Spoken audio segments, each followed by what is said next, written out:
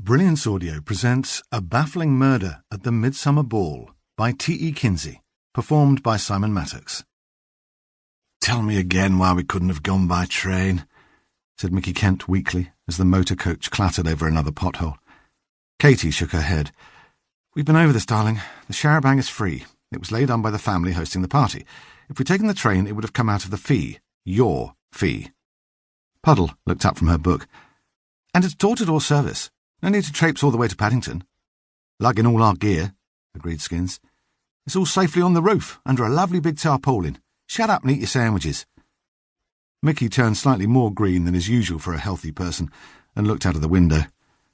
"At least it's stopped bloody raining," he muttered. The Dizzy Heights were on their way to Oxfordshire, where the band had been booked to play at a party at Bilverton House. Katie Cannon, their new manager, had been rather pleased with herself at having secured such a lucrative engagement before she'd even been officially appointed to the post. She had been doubly pleased when the family who'd made the booking had offered to provide transport in both directions in a luxury motor coach. She wasn't sure that the 20-seater vehicle that had turned up that morning quite counted as luxurious, but the paintwork was shiny and the wooden seats clean. She had tried her best to remain enthusiastic, but Mickey's ceaseless complaints were making it increasingly difficult. The coach was roomy for the 8-piece band and their 2 camp followers, and they had spread themselves out. Singer Mickey Kent sat alone with his travel sickness-induced bad temper. He was usually one of the more cheerful and easy-going members of the band, but coaches and lorries made him queasy. Being queasy made him irritable. Elkington, the banjo player, was sitting with Benny Charles, trombone, and Eustace Taylor, trumpet. They had been trying to play pontoon, but the same potholes that were causing Mickey such distress had bounced the cards off the bench once too often, and they were now taking it in turns to make up filthy limericks. The woodwind section, Isabella Puddle Pudderfat and new girl Vera James, were sharing a 2-seater bench in companionable silence as they read. Puddle had her book, while Vera devoured a fashion magazine. Ellie Maloney and manager Katie Cannon sat together at the front of the coach. Ellie had been involved with the band in one way or another since her husband, the drummer Ivor Skins Maloney, and his bass-playing best friend Barty Dunn had formed it 2 years earlier.